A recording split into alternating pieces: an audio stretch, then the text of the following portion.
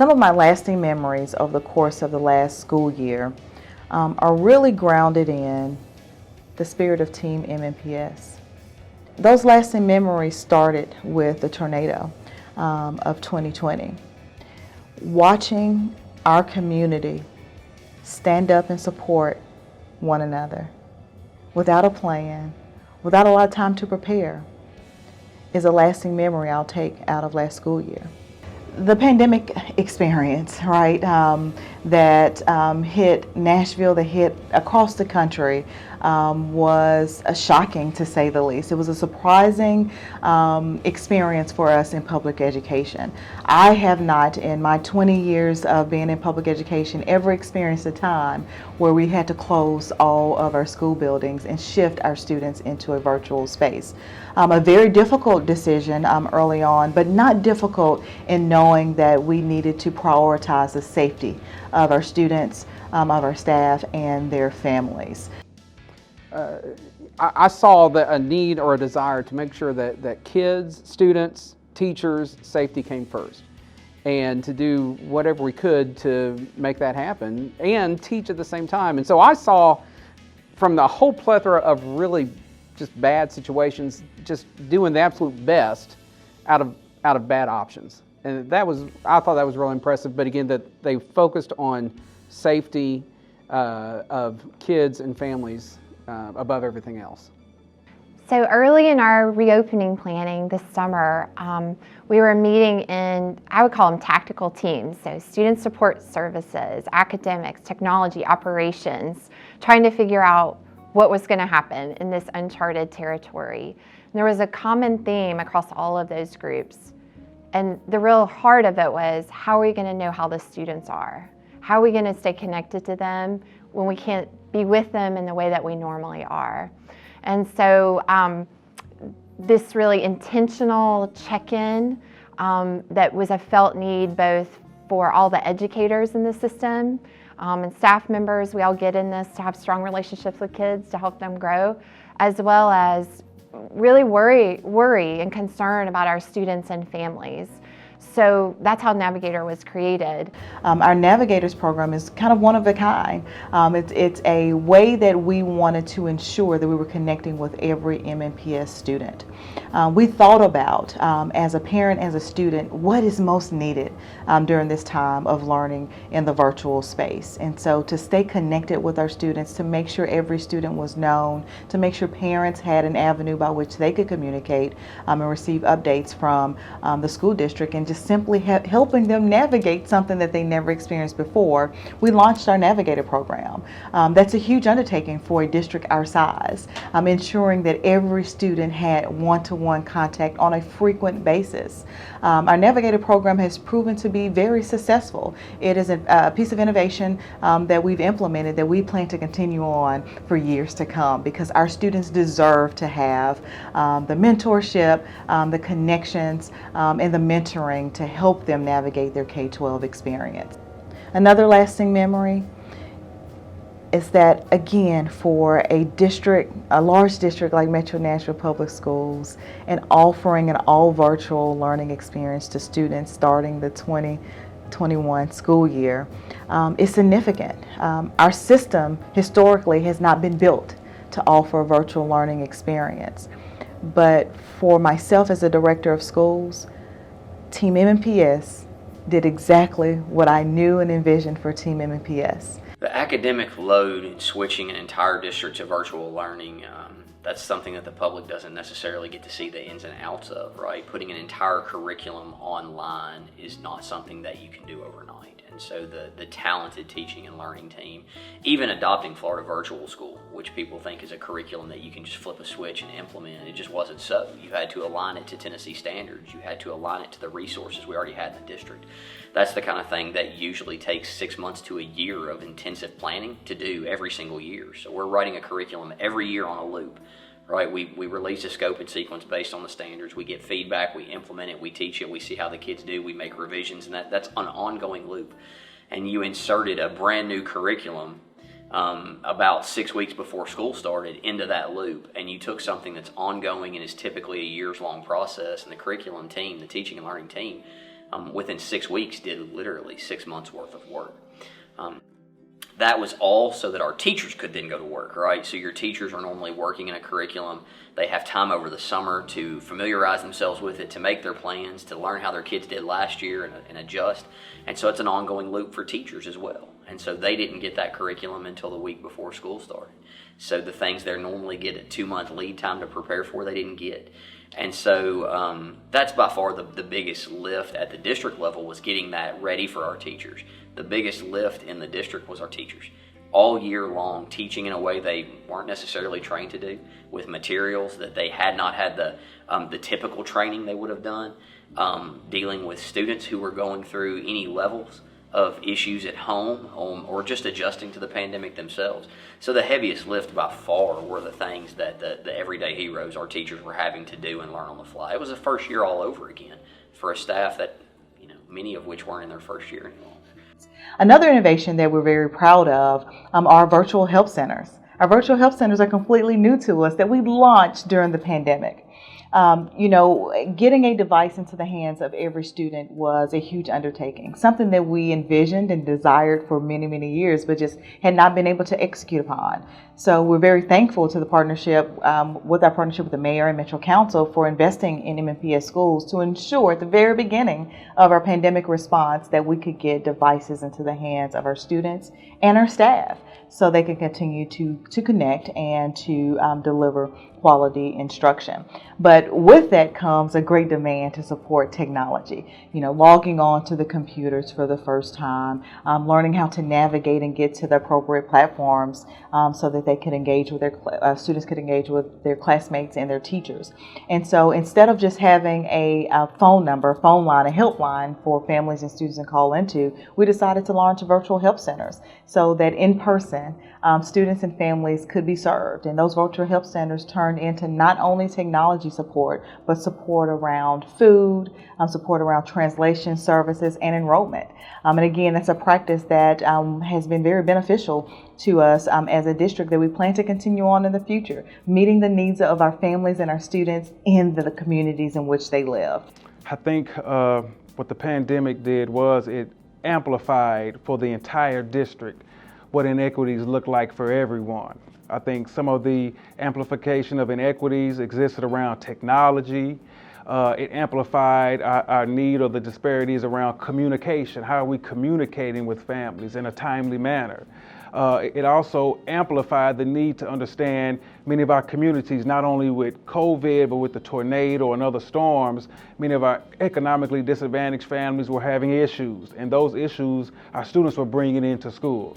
So some of the ways that I am thankful that Dr. Battle led this team to address those inequities, first and foremost, we wanted to make certain that every student had access to technology. We wanted to make sure that every student, whether they were in person or at home, had a device that was able to utilize. They had a hotspot to be able to access the internet, to be able to continue their schooling moving forward. That was vitally important and had never been done before in MNPS. Another way that we sought to address the inequities from COVID was to make certain that all of our families had access to understanding how to help their students be supportive during their virtual learning. So with the instruction of Dr. Battle as well, with the support of our Student Services Department, we initially set up multiple technology centers across the district so that families could come in and get access to understanding how to turn on their devices, how to connect if the device was broke, and to bring those. That was something that the community and that our families asked for and that we delivered upon because it was so vitally important. Yes, so this school year for the MNPS Student Services Department, it has been an opportunity for us to absolutely think big, dream big, innovate in spaces that ordinarily, we would think it would take maybe 2 years to get in that space or 3 years to implement this. It was an opportunity where we had to quickly assess the needs and then get moving immediately and providing an immediate need for students. What struck me most about the past year has been the flexibility and the innovation I've seen. I mean, I've had kids in Metro Public Schools, going back almost 20 years. I mean, my oldest is a senior at UT Chattanooga this fall, and I never would have thought that we'd have a day where every Metro public school student actually had a laptop computer to use at home. I mean, things like that, to the ability to get that done was impressive to me. I would say we responded honestly. We made sure to let the community know where we needed help.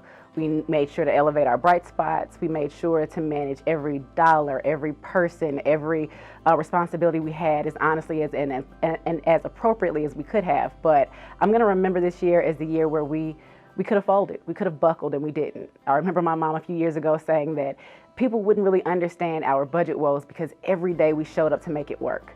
So in the middle of a historic pandemic, after a deadly tornado, and yes, even during a recession, we still showed up. And so I'm going to always remember that and hold it close to my heart, because we could have, should have, would have done so many different things, but we kept people alive. We kept people as our priority. So I'm pleased. I always reflect back as a previous MNPS student, classroom teacher, and principal. And I reflect on when I was in those roles, what did I need to really accelerate outcomes for students? How could I be the best professional educator to support my students and my school community on a daily basis? And our support hub, or previously central office, is critical to that work. It's critical to that work because our support hub should be the support to our schools, our families, and our students. And in order for us to do that, we have to bridge the gap between us and them, or being a separate entity in how we address the needs of our students. So we came up with this idea in January, and the reason for it initially was because we had schools that had quarantine issues, because we had staff members who needed support sort of immediately. Sending someone out from the support hub to schools one day a week allowed schools to serve children, address issues and concerns, and respond to things that were going on in the schools on a day-to-day basis. The first initial reason is because we wanted to show support for schools that were working through this unprecedented time. But really the unintended consequence, or the benefit was for it, is that it created a way for us to gain a better sense of schools' needs, to show very clearly that we support schools, and we're going to do that physically as well as through our work. But I think the greatest thing was it also provided folks at the support hub knowledge of what it's like to be in a school in the day-to-day. I think that's going to help frame their work moving forward in years to come. Our support hub is here to create opportunities, to align resources for our schools, and to be an advocate for what they need. It is my belief that our learning communities, our staff members and our principals, our parents and our students know their community best. And our support hub is here to really elevate and empower our stakeholders with what they need to ensure that success for every student as an individual, but also as a school community. So that's our responsibility. And that's why we've been so focused on this transition in our mindset, but also in our actions and behaviors and how we support our school communities. When I first met Dr. Battle, I met her as the principal at Antioch High School. That was an undertaking in and of itself. We had a lot of opportunities and challenges at Antioch High School, and Dr. Battle came in and she turned it around. She made it a place where students wanted to be, parents wanted to be, community wanted to be.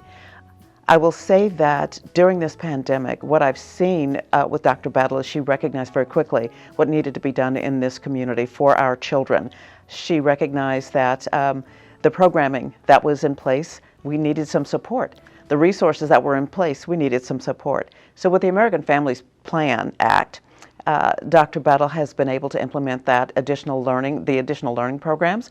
For instance, I will say the addition of summer learning to combat the loss of learning that may have happened during the pandemic. Now, I think it's more of an extension of every student known and every student ready for August. We really have Dr. Battle's been very intentional around, it's about every student and connecting them to what they need and putting them on a pathway to success. I think our summer program. We were talking about summer long before the state was, because we knew this was going to be a really important piece of making sure every student was ready for August 21. That was the way we talked about it. So it will help us build strong relationships, bring kids back into the building in an intentional way, but hopefully a fun way, and make sure that we are reintroducing normal and getting back to the business that we're used to in school in ways that are really supportive for kids and families. Our focus outcomes in Metro Nashville Public Schools are really geared towards the core academic and social emotional learning outcomes we have for our students.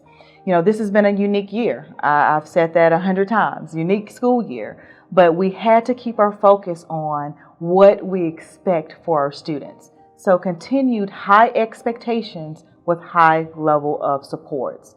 So as we've moved throughout the 2020-21 school year and moving into the 21-22 school year, we've been very explicit around what those focus outcomes should be. We have established outcomes, focus outcomes for every student at every grade level around their literacy achievement to ensure they're meeting and exceeding their growth goals on a yearly basis. We've established focused outcomes around numeracy, that our students are meeting and exceeding their growth goals in numeracy every school year to ensure they are on track to success once they graduate and that they are meeting their graduation requirements. We've also established focused outcomes around social emotional learning. We know that attendance matters. We want our students to be present and we want them to be engaged. We also have identified social emotional learning competencies that we know are critical for our students to develop at every stage of their career.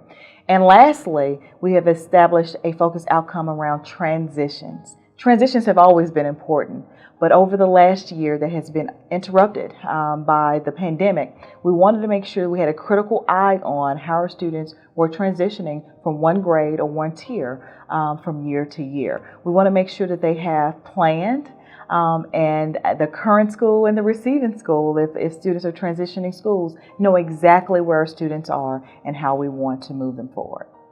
Our literacy rates have got to improve. And Literacy Reimagined focuses on equity, it focuses on access, and it focuses on integration. And those three words, I think, really are the heart of what Literacy Reimagined means. It's equitable for all students. It's access to grade level standards and making sure that all students have access to be working in grade level. It's the resources they need in an integrated fashion. So it's making sure that our teachers can focus on the pedagogy, what they're trained to do, focus on teaching, rather than focusing on sourcing their own materials. Our teachers have been telling us for a long time the supports they need. They've been very clear, and I'm really excited that we're able to give that to them. In a way, getting ahead this year, and the trainings with Literacy Reimagined that have already started and will go on all throughout the summer. Our teachers have their first unit electronically already. The hard copy resources should be delivered within a week before they're out for the summer.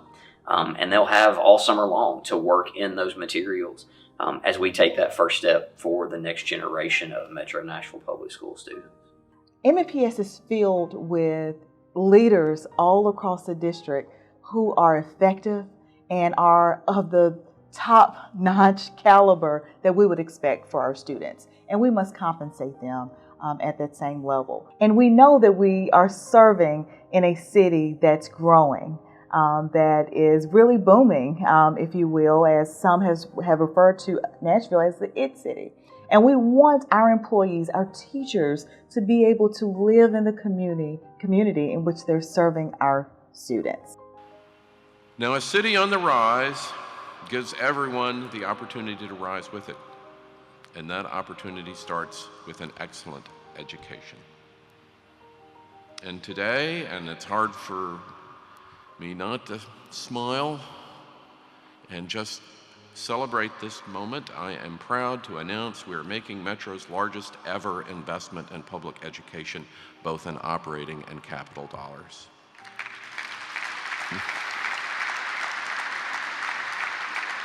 Just my proposed budget includes an additional $81 million for Metro schools. For the first time in a generation, we are fully funding the school board's budget request.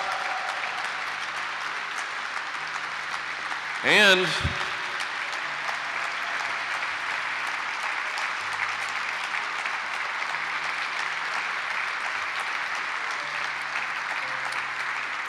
smile along with me, we are investing $50 million to make our teachers the best paid in Tennessee.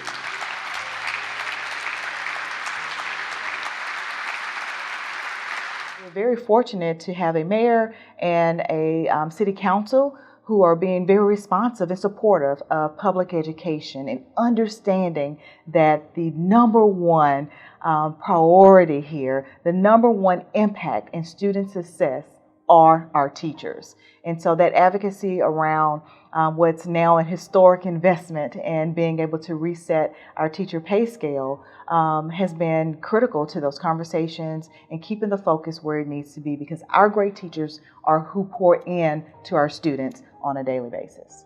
In MNPS, it is common knowledge that our focus day in and day out must be on the fact that we want every student known.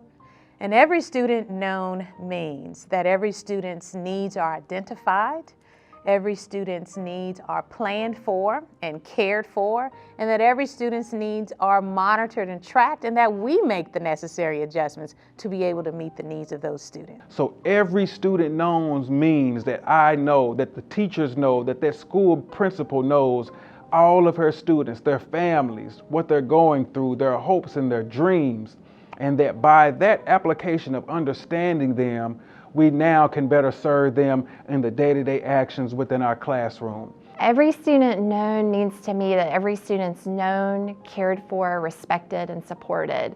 That we know their strengths, we know where they need support, we connect them to those supports. It really, for me, is about connecting every student to a pathway of success and helping them find that pathway. It's not just about a one-size-fits-all. It's really about inspiring a student, helping them find what they're good at, how to get better at it, and helping them dream those big dreams that we have for them. I am looking forward to getting back to a sense of calm and normalcy for everyone, for our students, for our staff, for our community. We know our schools are the hub of the community. We know this. We've seen it not only in a normal, what we would call a normal school year, but throughout the pandemic. And so I'm looking forward to getting back to that space. I am looking forward to continuing to celebrate our teachers being best in state when it comes to compensation, because they deserve it, and it places the value in the work that they do on behalf of not only MNPS, but Nashville. I'm looking forward to taking all the lessons learned of the previous 12 to 14 months and leveraging those successes to scale across our district. I'm looking forward to continued collaboration and partnerships through all of our various cabinets that have been created through the pandemic. Our students' voice, our teachers' voice, our staff voice, our support hub voice, our parent voice, working closely with our Board of Education, all of our board members, our continued advocacy with our Mayor John Cooper, and our Metro Council members. I'm looking forward to the continued partnership, one that we've experienced during the most challenging year in public education going into next school year. I'm optimistic. I believe this is a time and a space for us to close those opportunity gaps, accelerate outcomes for students, and ensure every Metro Nashville Public School student is known.